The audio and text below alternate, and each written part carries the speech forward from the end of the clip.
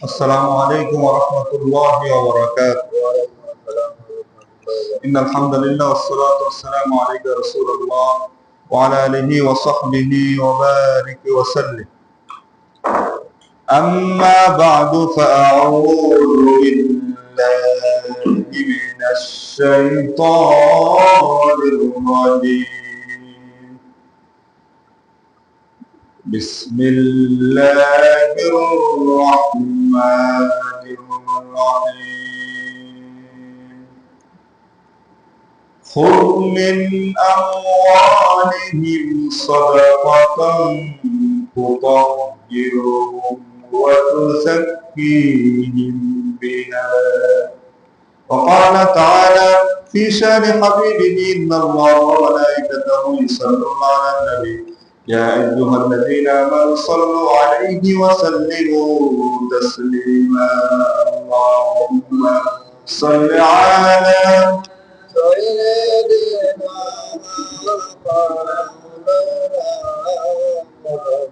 وعلى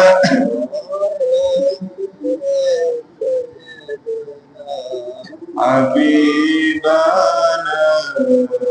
محمد بلغ المعنى بكماله كشف الدجى بجماله حسنت جميع خصاله صلوا عليه. মহান আল্লাহ সুবহানাহু ওয়া তাআলার দরবারে লাখ কোটি শুকরিয়া যে মহামনির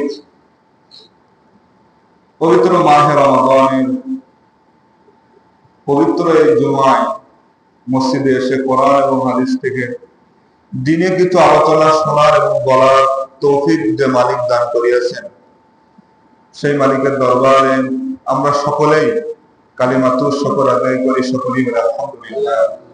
প্রিয় রাসূলের একরাম, আমাদের সময় খুবই কম, এজন্য বেশি ভূমিকায় না গিয়ে আমরা মূল আলোচনার দিকে যাব। আজ এই জুমায় দুটি বিষয় আমরা কথা শুনবো, একটি হলো যাকাত আর একটি হলো ইতিকাফ। যাকাত এটা আরবি শব্দ, এর দুটি অর্থ হয়। একটা অর্থ হলো আত-তাহারা, পবিত্রতা, পরিশুদ্ধি। কিসের পবিত্রতা? সম্পদের পবিত্রতা। সম্পদের পবিত্রতা আর অন্তরে লোভ, লালসা, কৃপণতা, এগুলোর মাধ্যমে আল্লাহ তাআলা যাকাত দেওয়ার কারণে কৃপণতা, লোভ, লালসা, দুনিয়ার মোহ, সম্পদের প্রতি মায়া আল্লাহ তাআলা দূর করে দেন। সম্মানিত মুসলিম, এজন্য আল্লাহ তাআলা কোরআনুল কারীমের 9 নম্বর সূরা সূরাতুত তাওবা এর 103 নম্বর আয়াতে আল্লাহ তাআলা বলেন, খুয মিন আমওয়ালিহিম সাদাকাতান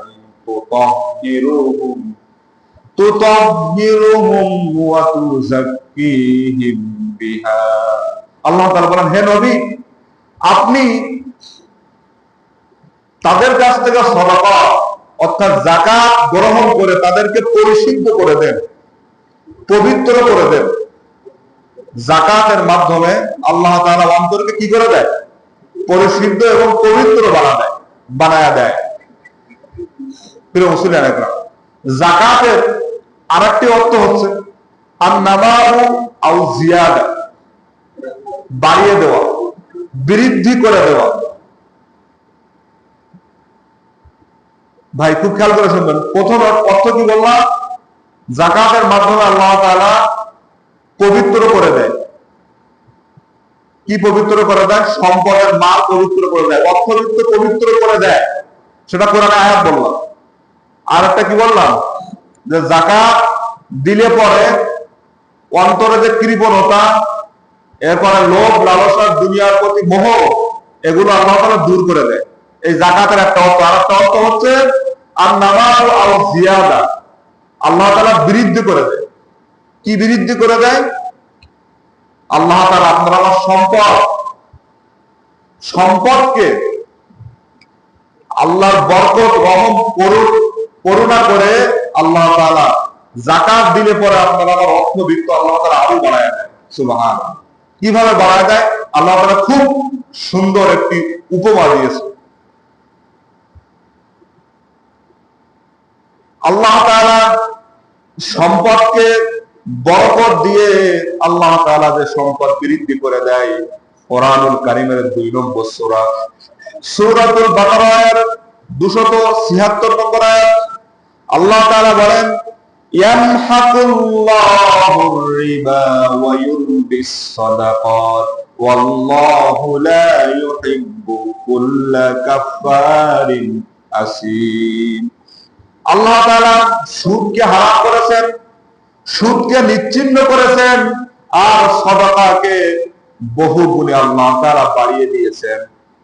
আল্লাহ তাআলা সুদকে একেবারে হারাম করেছেন, নিশ্চিহ্ন করেছেন, আর সাদাকা যাকাতকে আল্লাহ তাআলা বহু গুণে বাড়িয়েছেন।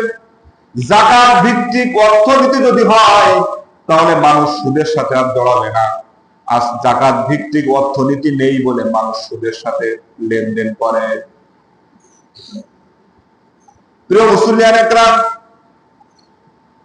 আপনারা সম্পদ, অর্থবিত্ত, টাকা পয়সা আল্লাহ রাস্তায় খরচ করলে কিভাবে আল্লাহ তাআলা বাড়ায়া দেয়, আল্লাহ তাআলা সুন্দর একটি উপমা কোরআন থেকে দিয়েছেন। রব্বুল আলামিন কোরআনুল কারীমের 2 নম্বর সূরা সূরাতুল বাকারার 161 নম্বর আয়াত আল্লাহ তাআলা বলেন, মাসালুল লাযীনা ইউনফিকুনা আমওয়ালাহুম ফি সাবিলিল্লাহি কামাসালি হাববাতিন আম্বাতাত সাবআ সানাবিলা ফি কুল্লি সুমবুলাতিন মিআতু হাব্বা ওয়াল্লাহু ইউদাইফু লিমান ইয়াশা ওয়াল্লাহু ওয়াসিউন আলীম। আল্লাহর রাস্তায় যারা খরচ করে তাদের উপমা আল্লাহ তাআলা কিভাবে দিয়েছেন দেখেন। তাদের উপমা আল্লাহ তাআলা একটি বীজের সাথে তুলনা করেছেন।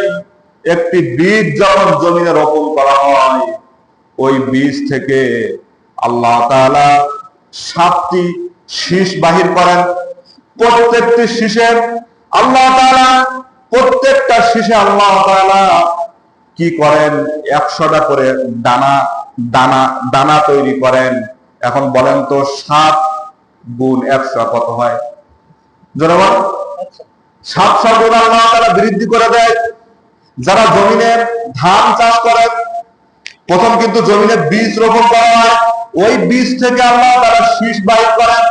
শীষ কিন্তু কোনো মানুষ বাহির করে, মানুষ বাহির করে। মানুষ জমিনে শুধু কি করে, বীজ রোপণ করে, আর শীষ বাহির করার দায়িত্ব কার? সবাই বলেন আল্লাহ তাআলা। ওই শীষ আল্লাহ বাহির করতেছে। একটা বীজে কিন্তু কয়েকটা শীষ বাহির হয়।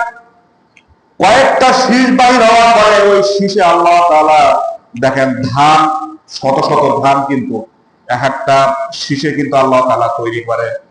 ঠিক তেমনি ভাবে যারা আল্লাহর রাস্তায় খরচ করে, আল্লাহর রাস্তায় আপনি 1 টাকা খরচ করবেন, আল্লাহ তাআলা যেভাবে করে একটা বীজ থেকে 7টা শীষ বাহির করে, 7টা শীষ থেকে 700 গুণ আল্লাহ তাআলা দানা বাহির করেন।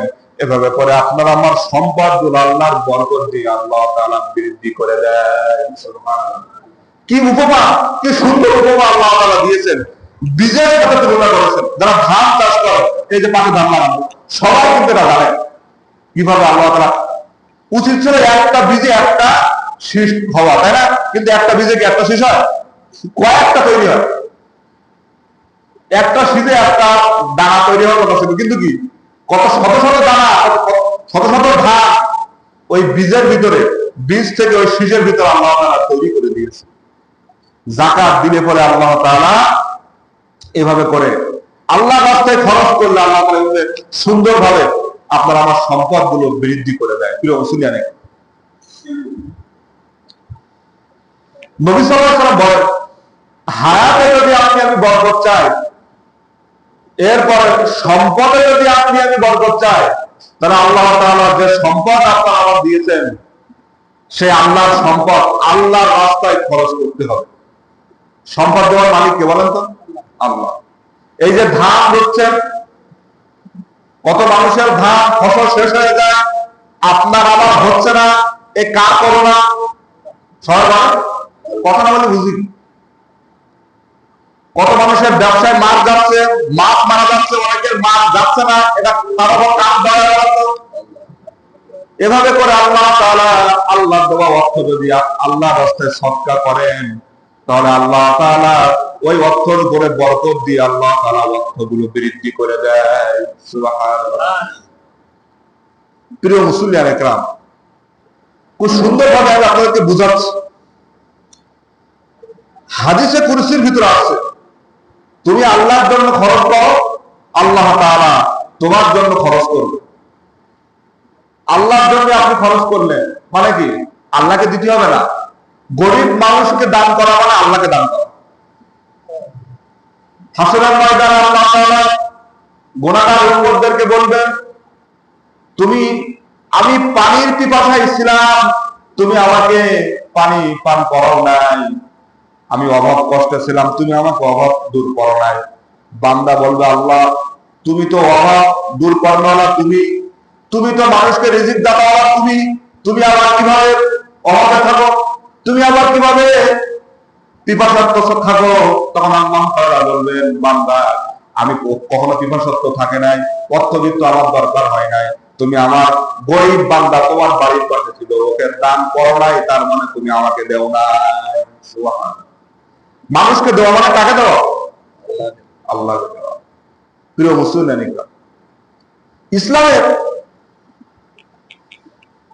ইসলামের ভিতরে যাকাতের গুরুত্ব কেমন দেখেন। আমি এর আগে একবার বলছি যে ইসলাম প্রতিষ্ঠিত হয়েছে 5টি পিলারের উপর। বুনিয়াল ইসলাম আলা খামসি শাহাদাতু আল্লা ইলাহা ইল্লাল্লাহ ওয়া আন্না মুহাম্মাদার রাসূলুল্লাহ। প্রথম হলো আল্লাহ এবং আল্লাহর রাসূলকে মানা, তাওহীদের উপরে ঈমান আনা, এটা প্রথম। ওয়া ইকামিস সালাত, তারপরে কি 2 নম্বর হলো নামাজ কায়েম করা। ওয়া ইতাইজ যাকাত, নামাজের পরে যাকাত। ওয়াল হজ, তারপরে হজ। ওয়া সাওম রমাদান, আর 5 নম্বরে হলো রমাদানের রোজা, যেটা এখন চলতেছে। দেখেন ভাই, আমরা প্রায় বলি নামাজ রোজা করো, নামাজ রোজা করো। নামাজ আর রোজা কিন্তু এক জায়গায় না। নামাজ আর যাকাত এক জায়গায়, নামাজ আর রোজা রোজা সবার শেষে, নামাজের পরে যাকাত, তারপর হজ, তারপর কি রমাদানের রোজা। এজন্য আমরা যেটা বলি ওটা কি হাদিসের সাথে মিল না। হাদিসে নামাজের পরে যাকাতের স্থান, কেন নামাজের পরে যাকাতের স্থান দেওয়া হয়েছে কেন? দেখেন, এই 5টি পিলারের মধ্যে মাঝামাঝি অবস্থায় আছে যাকাত। কথা বুঝে আসছে? একটা বিল্ডিং এর প্রথম মাঝখানে যে পিলারটা থাকে ওটা কিন্তু সবচেয়ে মজবুত থাকে, ঠিক কিনা বলেন?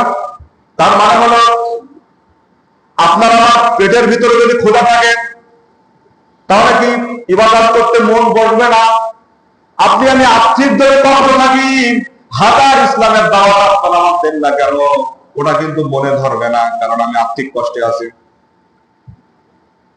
কথা ঠিক কিনা বলেন? আপনি আমি যদি আর্থিক কষ্ট থাকি তাহলে নামাজও ভালো লাগবে না, রোজাও ভালো লাগবে না, হজ তো দূরের কথা। আর্থিক কষ্ট থেকে দূর করার জন্য আল্লাহ তাআলা মাঝামাঝি পিরিয়ডটা রেখেছেন, সেটা হলো যাকাত। যেই ইমামের বেতন কম, আমার ভাষায় হলো সেই ইমামের পিছনে নামাজ পড়লে নামাজ সহি হবে না। কারণ হলো কোন ইমামের বেতন যদি 2000 টাকা থাকে, তাহলে বলেন তো তার বাড়ির চাউল নেই, তার বাচ্চা অসুস্থ, নামাজে দাঁড়ায় আসে, কিন্তু সেই চিন্তা করবে। সুতরাং ইমামের নামাজ শেষ মানে মুসল্লির নামাজ শেষ। সুতরাং অর্থনৈতিক ব্যবস্থা যদি খুবই গুরুত্ব না থাকে তাহলে ওই ইবাদতে কোনো মূল্য নেই। এজন্য প্রথম মাঝখানের পিলিয়ারটা আল্লাহ রেখেছেন যাকাত দিয়ে। কি দিয়ে ভাই বলেন? কথা বলেন। একা তো সবাই দেরি করে আসছি আমরা, আমার যদি কথা না বলি তাহলে সব দিক ভুল, ভুল তো সব দিক হচ্ছে। সুতরাং ওইদিকে আমরা যাবো না ভাই। যাকাত ভিত্তিক অর্থনীতি যদি এদেশে না থাকে, মানুষ অভাব কষ্টে মরবে, অটোমেটিক মরবে। যত যারা উঠবে তারা উঠতেই থাকবে, আর যারা পড়বে অটোমেটিক পড়বে। বেশি বিপদে মাঝামাঝি অবস্থায় আমাদের মতো মানুষেরা বেশি বিপদ, যারা মানুষের কাছে চাইতেও পারে না, উঠতেও পারে না, এরা সবচেয়ে বিপদ। এজন্য যাকাত ভিত্তিক অর্থনীতি এটা কায়েম হবে কখন? ইসলামী রাষ্ট্র কায়েম হলে। সুতরাং আমি আপনাকে কোন দলের দিকে দাওয়াত দিচ্ছি না, ইসলামী রাষ্ট্র কায়েম হয় কিভাবে সেদিকে আপনি অবস্থান। কোন দল মতে আমি দাওয়াত দিচ্ছি না। ইসলামী রাষ্ট্র যদি কায়েম না হয় তাহলে কি গরিব মানুষ কষ্ট পাবে। যদি বলেন কিভাবে কিভাবে আপনি সাহাবাদের যুগ খেয়াল করেন, নবী করিম সাল্লাল্লাহু আলাইহি ওয়াসাল্লামের পরের খলিফা ছিলেন হযরতে আবু বকর রাদিয়াল্লাহু তাআলা আনহু। তার শাসন আমলে আরবের কিছু লোক যাকাত দিতে অস্বীকার করলো। আবু বকর রাদিয়াল্লাহু তাআলা আনহু বললেন, যারা যাকাত দিতে অস্বীকার করেছে আমি তাদের বিরুদ্ধে যুদ্ধ ঘোষণা করব।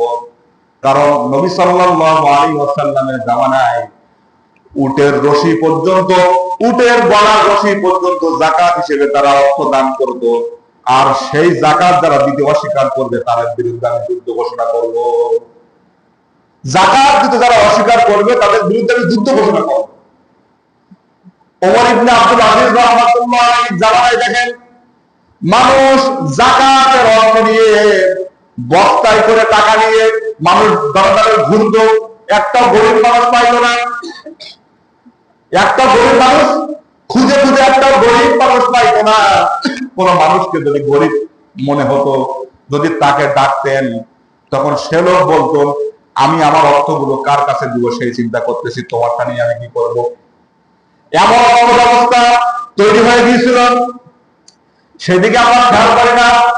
সঠিক কথা বললেই মানুষ মনে করে রাজনীতির কথা বলে, আরে পাগল বলে রাজনীতির কথা নয়। ইসলামী রাষ্ট্র কায়েম হওয়া এই জমিনের উপরে ফরজ। যদি কায়েম হয়ে যায় এই জমিনে, এই দুনিয়ার ভিতরে, ওই যে এক ভাই অসুস্থ আছে, ওনার অসুস্থর জন্য টাকা কালেকশন করা লাগবে না, এমনি তিনি সবল হয়ে যাবেন, ঠিক কিনা বলেন?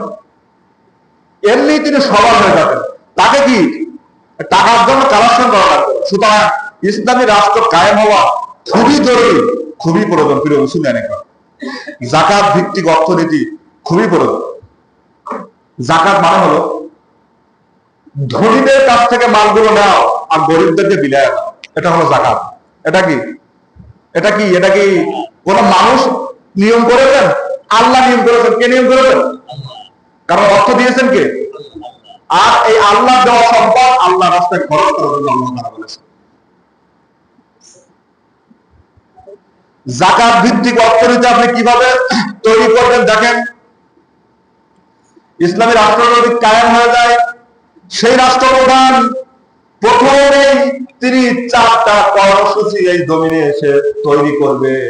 আল্লাহ তাআলা সেগুলো সুন্দর করে বলেছেন কোরআনুল কারীমের 22 নম্বর সূরা সূরাতুল হজ্জের 31 নম্বর আয়াত, যে আয়াতটি আজকে তেলাওয়াত করা হবে, ওয়াল্লাযীনা ইয়াকনিজুনাজ যাহাবা ওয়াল ফিদ্দাতা ওয়া লা ইউনফিকুনাহা ফি সাবিলিল্লাহ। আল্লাহ তাআলা বলেন, আল্লাযীনা মাক্কান্নাহুম ফিল আরদি আকামুস সালাত ওয়া আতাউয যাকাত ওয়া আমারু বিল মা'রুফি ওয়া নাহাউ আনিল মুনকার ওয়া লিল্লাহি আকিবাতুল উমুর। এই জমিনে যদি ইসলামী রাষ্ট্র কায়েম হয়, তাহলে প্রথম ইসলামী রাষ্ট্র কায়েম হওয়ার সঙ্গে সঙ্গে তারা 4টা কর্মসূচি তৈরি করবেন। আকামুস সালাত, সর্বপ্রথম নামাজ কায়েম করবে, ওয়া আতাউয যাকাত, এরপরে মানুষদের কাছ থেকে যাকাতের পয়সাগুলো আদায় করবে, ওয়া আমারু বিল মা'রুফ, সৎ কাজের আদেশ করবে, ওয়া নাহাউ আনিল মুনকার, অসৎ কাজ থেকে মানুষকে ফেরাবে। এই 4টা কর্মসূচি আল্লাহ তাআলা কোরআনে শিখায়া দিয়েছেন যদি জমিনে ইসলামী রাষ্ট্র কায়েম হয়ে যায়। বলেন তো এই 4টা কর্মসূচি, এই 4টা কর্মসূচি যদি তৈরি হয়, মানুষ ডাকাতি করবে, চুরি করতে পারবে না। নামাজ যারা পড়ে নিয়মিত ভাবে তারা কোনো গুনাহের কাজ জড়িত হতে পারে না, ঠিক কিনা বলেন? ইসলামী রাষ্ট্র কায়েম হলে কি নামাজ কি আপনার বাবা কথা বলে নামাজ পড়ানো লাগবে না? ফজরের আযান হয়ে যাবে, গড়ে 1 সপ্তাহ সরকারি কর্মচারীরা যদি এসে আপনার বাড়ির আঙ্গিনায় এসে যদি মারপিট শুরু করে, তাহলে পরের দিনকে আপনি নামাজ কাজা করে বাড়ি ঘুমাবেন? ঘুমাবেন না। এমন হবে বছর খরচ হয়ে গিয়েছে, এরপরে মসজিদের দিকে দৌড়াবে। কারণ মারির বিকল্প কিছু নেই, প্রয়োজন নাই। নামাজ না হলে না হবে। জোহরের সময় যদি কোনো পথ কারখানা খোলা থাকে, সঙ্গে সঙ্গে আগুন দিয়ে জ্বালানো হবে। এই নিয়ম চালু হলে তাহলে বলেন তো নামাজ বাদ দিয়ে কেউ আর কাজ করবে নাকি? কোন ভ্যান গাড়ি দেখে পোড়ায় দেওয়া হবে, মেরে ভেঙে ফেলা হবে, নামাজ বাদ দিয়ে তুই ভ্যান চালাচ্ছিস কেন? এই নীতি চালু হওয়া দরকার ইসলামী রাষ্ট্র কায়েম হলে।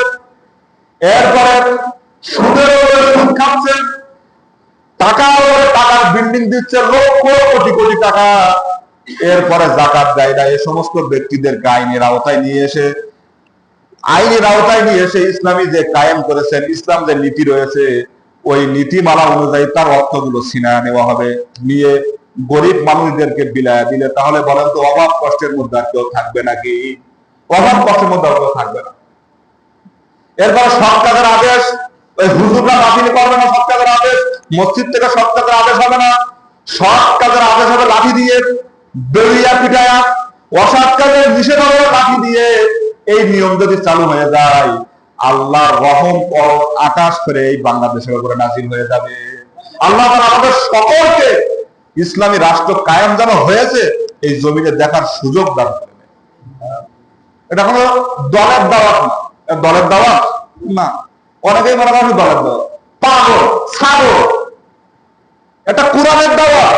আমাকে বলেছে রাজনীতি কথা বন্ধ করে। কিসের রাজনীতি? কোরআনের কথা, ঠিক না বলেন? ইসলামী রাষ্ট্র কায়েম হওয়া ফরজ না বফরজ? ফরজ। নামাজ যেমন পড়া ফরজ, ইসলামী রাষ্ট্র কায়েমের পক্ষে আপনাকে আন্দোলন করা ফরজ। এই কথা বলার কারণে কি অনেকেই বিপদে পড়েছে না বলেন? কোরআনে আল্লাহ তাআলা 22 নম্বর সূরা সূরা হজের ভিতরে আল্লাহ তাআলা এই 41 নম্বর আয়াতে এই কথাগুলো তুলে ধরেছেন। আপনি জানেন কোরআনে কতটা রাজনীতির আয়াত আছে?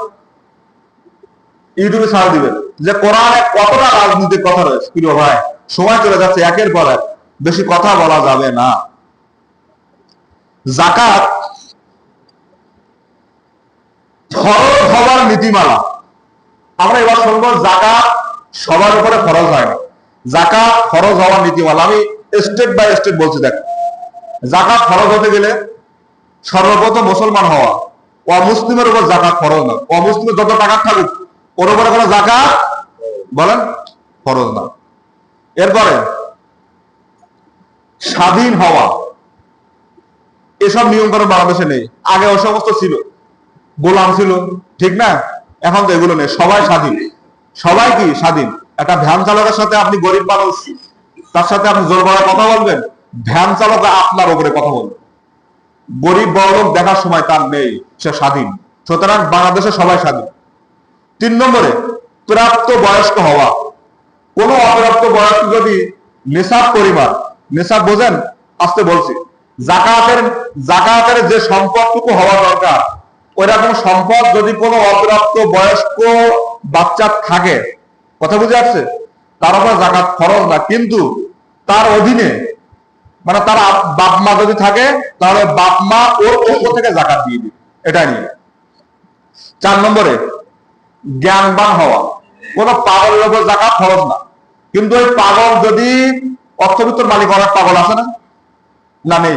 এটা কালীগঞ্জে আছে তো অনেকে পাগল, মাথা খারাপ, কিন্তু তার নামে অনেক জমি জায়গা, দোকানপাট বহু আছে।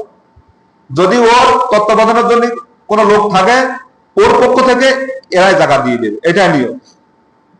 এরপর জাকাত যে সমস্ত মাল বৃদ্ধি পায়, কথা বুঝে আসছে? যে সমস্ত মাল বৃদ্ধি পায়, মনে করেন যার মাধ্যমে আপনি টাকা ইনকাম করতে পারবেন, এই সমস্ত মালের উপর জাকাত আসে। যে সমস্ত মাল পচে যায়, ওর উপরে জাকাত আসে না। কথা বুঝে আসছে? টমেটো পচে যায় না, তার ওর উপর জাকাত আসবে না। যে সমস্ত মাল পচন ধরো, ওর উপরে জাকাত আসে না। খুব ভালো হয়, খুব গুরুত্বপূর্ণ এসব মাসলা আপনারা শুনেছেন মনে হয়, আগে জানি না।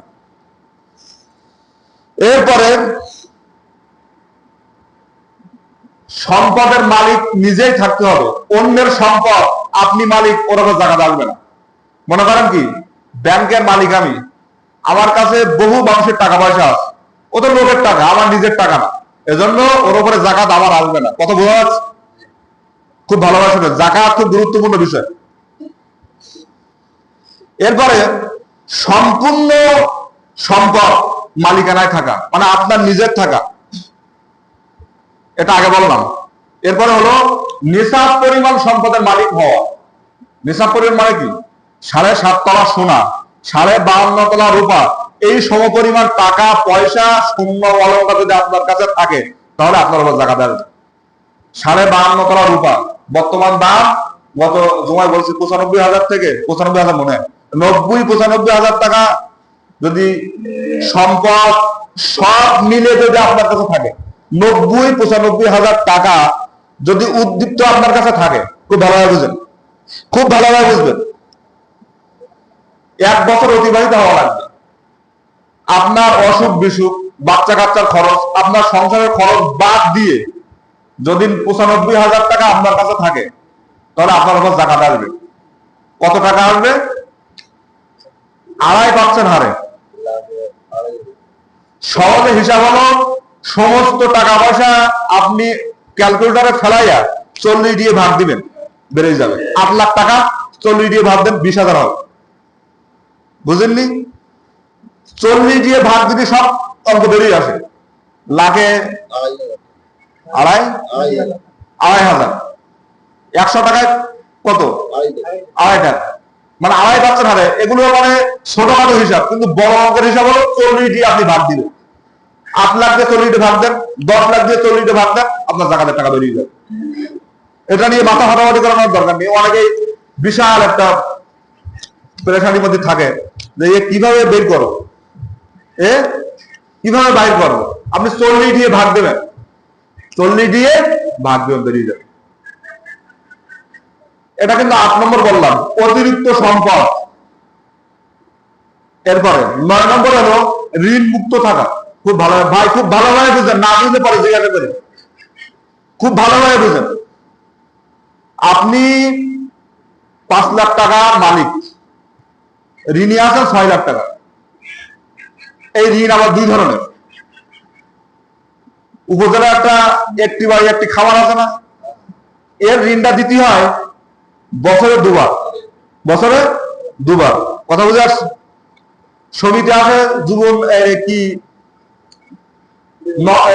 নবেকে গণমুখী কিমি আছে না, গণমুখী, এর ঋণ দিতে হয় প্রত্যেক সপ্তাহে। ঋণ 2 ধরনের, একটা হলো এককালীন শোধ করা, আর একটা মাসিক সাপ্তাহিক। এখন এই ঋণ যদি আমরা হিসেব করি বাংলাদেশে, তাহলে কারোর উপর জাকাত হবে না। কারণ বহু কোম্পানির মালিক লক্ষ কোটি কোটি টাকা ঋণী, সে লোন নিছে, নিয়ে ব্যবসা চালাচ্ছে, তাহলে তার উপর জাকাত হবে না। বিষয়টা এমন না। বিষয়টা হলো আপনার ঋণটা যদি মনে করেন দেওয়া লাগবে হলো এককালীন, মনে করেন জাকাতের মাল সম্পদ 1 বছর অতিবাহিত হয়ে গেছে, হয়ে যাওয়ার পরে সপ্তাহখান পরে আপনার ঋণ দিতে হবে এককালীন, তাহলে জাকাতের টাকা থেকে ওই টাকাটা বাদ করে যাবে। কথা বুঝতে পারিস না? বুঝিনি ভাই, এই জাকাতের হিসাব পাগলামি না। জাকাতের 1 টুকরা মাল যদি আপনি খান, পুরো মালটা আপনার হারাম, ও আপনি হারাম খাচ্ছেন। এই জন্য ভালোভাবে বুঝেন। ঋণ 2 প্রকার, একটা হলো এককালীন, আর একটা হলো কি মাসিক সাপ্তাহিক, ঠিক না? তা জাকাতের টাকার থেকে 5 লাখ টাকা আপনি ঋণী আছেন মনে করেন, আর আপনার সম্পদ হলো 10 লাখ টাকা আছে, তাহলে 5 লাখ টাকা আপনি ঋণী। ঋণটা দেওয়া লাগবে কখন? আপনার এককালীন দেওয়া লাগবে, বছরে মনে করেন 2 বার। তাহলে আপনি মনে করেন জাকাতের যে অর্থবিত্ত অতিরিক্ত থাকতে হবে 1 বছর, বললাম না, এই 1 বছর কিন্তু হিসাব হবে চন্দ্রবর্ষের হিসাবে, মানে আরবি ক্যালেন্ডারের হিসাবে। এই যে খ্রিস্টীয় ক্যালেন্ডার না, জানুয়ারি ফেব্রুয়ারি এগুলো খ্রিস্টীয় ক্যালেন্ডার, আর মহারম সফর এগুলো আরবি ক্যালেন্ডার। আরবি ক্যালেন্ডার হিসাবে আপনাকে কি 1 বছর অতিবাহিত হওয়া লাগবে। মানে কিভাবে? আজকে পবিত্র মাহে রমজানে কত রোজা? 13। 13 রমজানে আমি 95,000 টাকার মালিক মনে করেন। আজকে আমি তারিখ দিয়ে লিখে রাখবো যে আজকে আমি 95,000 টাকার মালিক। এখান থেকে আগামী বছর 13 রমজানে আমি যদি ঠিক এই 95,000 টাকার মালিক হই, যদি আমার টাকাটা থাকে, বেশি থাকে তো অসুবিধা নেই, কিন্তু কম হলে হবে না। কথা বুঝে আসছে? এর মধ্যে এই 95,000 টাকা আমার উদ্বৃত্ত আছে, মনে করেন, আমি বুঝাচ্ছি আপনাকে, উদ্বৃত্ত আছে। এই টাকায় কোনো কি আমার সংসার খরচে লাগেনি, ওষুধ বিসুখ লাগেনি, অন্য দিক থেকে মেকআপ হয়ে গেছে, শুধু এইটা পড়ে আছে। এরকম আছে না নেই? ব্যাংকে টাকা আছে না? না, কারণ নেই। ব্যাংকে 95,000 লাখ লাখ টাকা ব্যাংকে পড়ে থাকে না? বছর কি বছর পড়ে থাকে, ওর কিন্তু জাকাত আসবে, ওর জাকাত আসবে বলে। এই জন্য জাকাত সবার উপর খরচ, জাকাত সবার উপরে খরচ। যদি সে ঋণ না থাকে, ব্যাংকে 2 লাখ টাকা আছে, ঋণে আছেন 3 লাখ, তাহলে হবে না। আমি আপনাকে বারবার বলতেছি, উদ্দীপ্ত থাকা লাগবে, বেশি থাকা লাগবে, 1 বছর বেশি থাকা লাগবে আপনার সবকিছু খরচ করতে বাদ দিয়ে, তাহলে জাকাত আসবে, না হয় আসবে না। এটা বুঝাতে পারলাম কারকে? হাত করেন দেখি, সবাই হাত করেন। এ বুঝেননি কে কে? কেউ হাত করে না। আচ্ছা, আপনারা কি শোনেন না নাকি? এরা আজিব মসজিদ, এরা মসজিদে কোনো দেখিনি, কথাও বলে না, হাতও তোলে না। আমার এই কথাটা বুঝেছেন? জাকাত সবার উপরে দেখবেন, হিসাব করে খরচ হয়ে যাচ্ছে। জি ভাই, ও তো আমার কিছু না, ও ধরবে আল্লাহ, আমি কি ধরবো? আমি ধরবো না। হাসরের ময়দানে আপনার অর্থবিত্ত গুলা এরা সাপ আহারের গলার ভিতরে ঝুলাই দেওয়া হবে। আপনার অর্থবিত্ত যত হবে, ঠিক তবলাই করে আপনার ঘরের উপরে এবার চাপাই দেওয়া হবে। আপনি ওই ভার না চলেন, বলেন আপনি ক কেজি ভার সহ্য করতে পারবেন? 1 মণ 2 মণ? তাহলে আপনার অর্থবিত্ত গুলো সব দাড়ি পাল্লায় কি করা হবে? ওজন দেওয়া হবে, ওই ওজনটা আপনার ঘাড়ে চাপাই দেওয়া হবে, আপনি উইনে চলেন। এটাই হবে শাস্তি, এটাই কি? আর ওই সাপ আপনার কি সবল মারা হবে, আর কি করা হবে? আপনার পাগলে, আমি কোরআন আয়াত বলছি, কোরআন আয়াতের অর্থ, আপনার পাগলে ওই অর্থবৃত্ত গুলো আগুন দিয়ে পোড়াইয়ে সিল মেরে আপনার পাগলে মারা হবে। কেন মারবে? আমার বাপ, আমার দাদা? না, আল্লাহ মারবে। আল্লাহ একা মারবে না, ফেরেশতার মাধ্যমে মারবে। কথা বুঝে আসছে? প্রিয় ভাই, কথা শেষ, বেশি কথা বলা যাচ্ছে না, কষ্ট হচ্ছে, রোজার সময় কেকালিও কষ্ট হয়। 10 নম্বরে হাওলানে হাওলাইন, কোন সম্পদ কতদিন থাকলে জাকাত আপনার উপর ফরজ হবে? কোন সম্পদ কতদিন থাকলে? 5 ধরনের সম্পদে জাকাত দিতে হয়। 5 ধরনের সম্পদে, সব সম্পদে জাকাত আসে না, সব সম্পদে জাকাত আসে না। যদি বলেন কিভাবে? আমার মিলি একটা মেশিন আছে, আমার মিলি কাজের জন্য 5টা গাড়ি ব্যবহার হয়, ওই গাড়ির উপর জাকাত আসবে না। আমার মিলটা যে জমিনের উপরে, ওই জমিনের জাকাত আসবে না।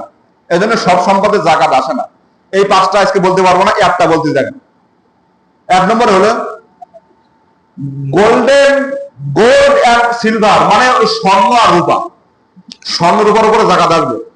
স্বর্ণ রূপা যদি ব্যবহারকৃত স্বর্ণ রূপা হয়, ওর উপরে জাকাত আসবে কিনা, একটা প্রশ্ন। এই প্রশ্নের উত্তর হলো, এটা নিয়ে মতভেদ পেয়েছে। কেউ বলেছেন ব্যবহারকৃত সম্পদের উপরে, সোনার উপরে মা বোনরা সম্পদ ব্যবহার করে কিনা, সোনার উপর ব্যবহার করে কিনা, এর উপরে কেউ বলেছেন জাকাত আসে না। কিন্তু আমাদের ইমাম আবু হানিফা রাহমাতুল্লাহ আলাইহি বলেছেন ব্যবহারকৃত স্বর্ণ অলংকারের উপরেও জাকাত আসবে, যদি 7.5 তলা সোনা হয়। রূপো তো ব্যবহার কে করে নাই, করে না। এই 7.5 তলা কোন সোনা আপনি ব্যবহার করতে হবে? আপনি না আপনার স্ত্রী, মা বোন, দাদা, নাকি? পুরুষের জন্য আংটি, তারপরে কি এই যে হাতটা সব হারাম, সোনা ব্যবহার করা কি হারাম। তাহলে 7.5 তলা সোনা যদি আপনার স্ত্রী, মেয়ে, বৌমা ব্যবহার করে, ওর উপরে জাকাত খরচ। ব্যবহার করলেও খরচ। শুধু এই জুয়েলার অর্নামেন্টস এগুলো না, কেউ আবার সোনার ঘড়ি ব্যবহার করে, আছে কিনা? কেউ আবার সোনার কলম ব্যবহার করে, টাকা গায়ে গিজেছে কামলায়, তো এর জন্য সোনার কলম বানায় রাখে। কেউ আবার সোনার বাটি নিয়ে আসে, বুঝেন? টাকা তো অভাব নেই, ওর উপরে টাকা থাকবে। কথা বুঝে আসছে?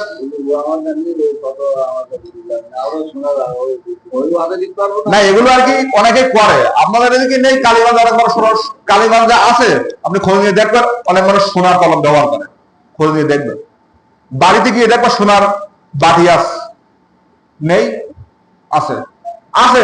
আমার কত শাশুড়ি আছে, আমার ছেলে যখন হয়েছে সোনার চামচে আমার ছেলের মুখী এই মধু দেশ, সোনার চামচ দেখিনি মনে করো না, দেখবেন কি নামাজে দেরি করে দেখা যায়, আগে ভাবে আসছি নাকি? প্রিয় ভাই, কথা অনেক কথা, এগুলো বলতে অনেক সময় ঘন্টাকার সময় লাগবে, টাইম হয়ে যাচ্ছে, অনেক কাজ আছে। তাহলে কি বললাম? প্রথম হলো সোনা এবং রূপোর উপরে জাকাত আসে, সোনা এবং রূপার উপরে। 7.5 তোলা সোনা, 52.5 তোলা রূপা। অনেকের মনে প্রশ্ন, হুজুর রূপার দাম কম, তাহলে রূপার উপরে জাকাত আসলো কেন? নবীজির যুগে রূপা এবং সোনার দাম একই ছিল, এজন্য এই দুইটা নির্ধারণ করা হয়েছে। সোনার দাম তো বহুত, 7.5 তোলা সোনা বহু টাকা দাম, রূপার নিসাব থেকে শুরু হয়েছে। কথা বুঝে আসছে?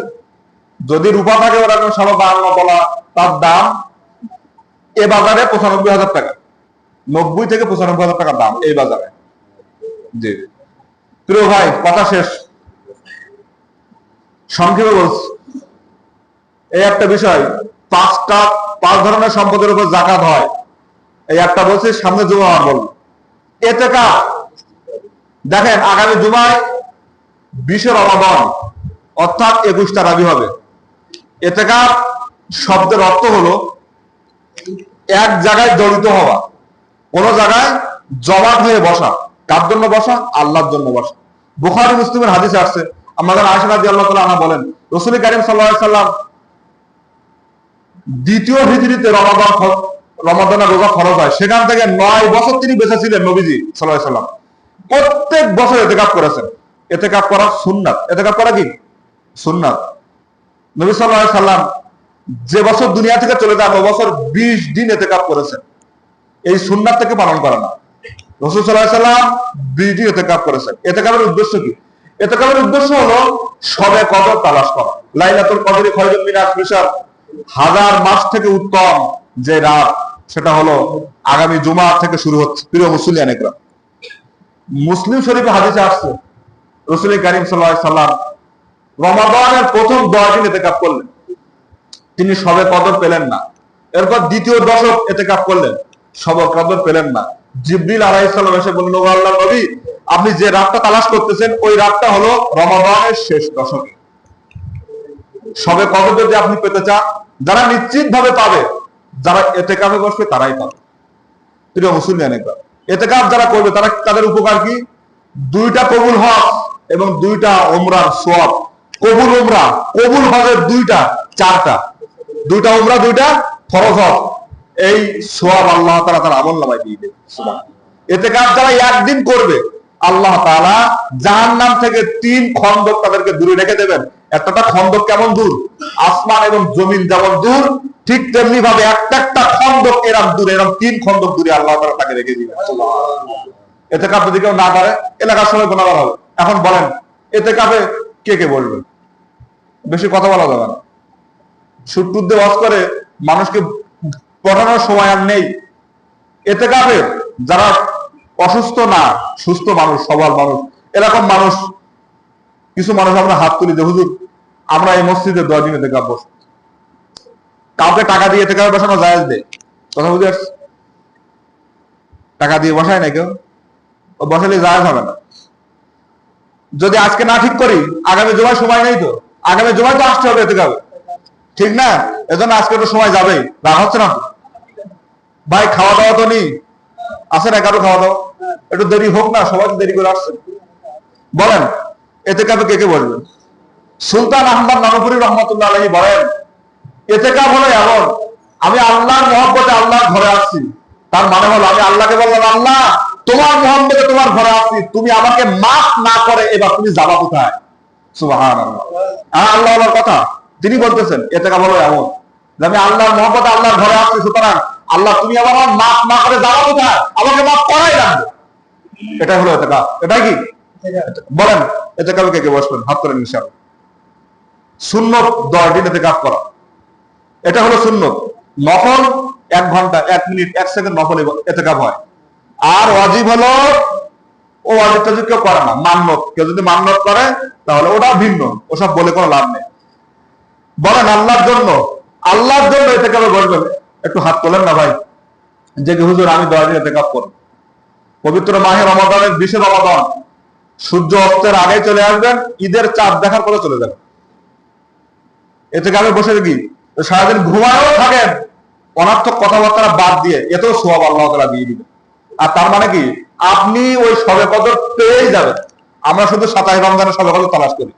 আরে পাগল, 27 রমজানের শবে কদর হবে এটা কোনো নিশ্চিত নেই। বেজর রাত 21, 22 বাদে 23, 24 বাদে 25, এভাবে বেজর রাত তালাশ করার কথা নবীজি বলেছেন। আপনি 27 কেন তালাশ করবেন বলেন? আপনারা কে বলছে 27 রমাদানে ইতিকাফ? তাই নবীজি তো 27 থাকতেন, আর একদিনও থাকতেন না। 27 আমরা গুরুত্ব দেই, কোরআন খতম হয় যায়, ঠিক কিনা বলেন? এছাড়া আপনি অন্যভাবে গুরুত্ব দিতে পারবেন না। 27 খতম হয় বলে আমরা করি, 27 রমজানের শবে কদর নেই, তাহলে 21 কনে গেল, 22 বা 23 কনে গেল। আমরা এগুলো বানাই ফেলেছি ভাই। এজন্য বেজর রাত নবীজি তালাশ করার কথা বলেছে, ঠিক কিনা বলেন? এজন্য ইতিকাফ যদি না বসেন, এই এলাকার সবাই গুনাহগার হবে। আমি তো আমার বাড়ি এলাকায় না, আমি আপনার গুনাহ ভাগ নেব। এজন্য বলেন কে কে দাঁড়াবেন? এমন এক লোক একটাও নেই। আজীব ব্যাপার, কেউ নেই। আমি তো লজ্জা পাবো ভাই যদি আপনারা হাত না তোলেন। একটু হাত তোলেন না যে হুজুর আমি 10টা দিন ইতিকাফ করব। এমন তো হতে পারে এই রমাদান আপনার আমার জীবনের সর্বশেষ রমাদান, ঠিক কিনা? ওই হুজুর চলে গিয়েছে, আমার এই জায়গায় বসতেন, আমি তো চলে যেতে পারি আগামী রমাদানের আগে, হতে পারে কিনা বলেন?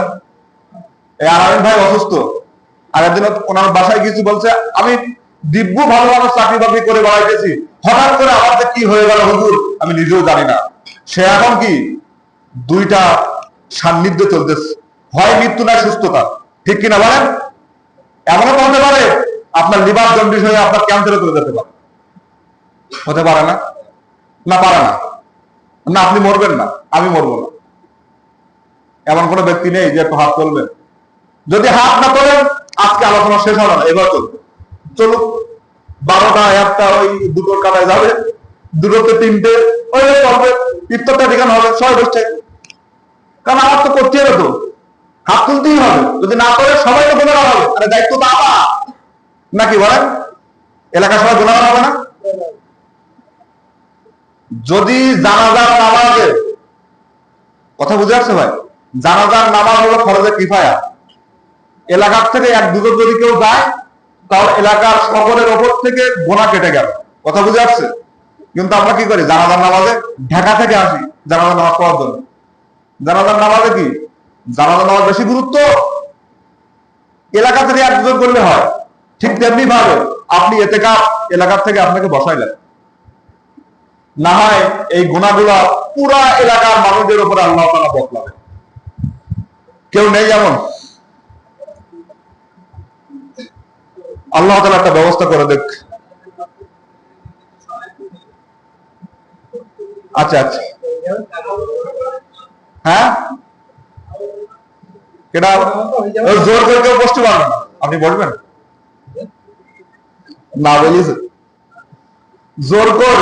জোর করে কাউকে বসানো যাবে। প্রিয় ভাই, শুধু এতটুকু বলে রাখলাম, যদি দেখাবে কেউ না বসেন পুরা এলাকার গোনাটা আপনারা সবাই জানেন। আল্লাহ তাআলা আমাদের সকলকে ইতিকাফে বসার মন মানসিকতা তৈরি করে দেবে। প্রিয় ভাই, সকল শেষ কথা হলো, ভাই একটা কথা শোনেন, কথা শোনেন। এই মসজিদের অনেকের বেতন বাকি, অনেকের বেতন বাকি, বেতনগুলো দিচ্ছেন না। যদি বেতন না দেন ইমামও টেকবে না, মুসল্লিও টেকবে না, ভালো আলোচনাও শুনতে পারবেন না, সব শেষ হবে। ওই আলোচনা একজন আসবে, কোরআন হাদিস থাকবে না, ওই কেচ্চা কাহিনী বলে যাবে, আপনাদের কোনো শিক্ষা হবে। কারণ কি, আমি যদি বেতন না পাই থাকবো? কথা বলেন না কেন? তাহলে আপনারা যদি ভালো কিছু শিখতে চান, মসজিদ থেকে যদি মেম্বার থেকে ভালো হক কথা শুনতে চান, তাহলে বেতনগুলো পরিশোধ করবেন তো ইনশাআল্লাহ রমাদানের মধ্যে।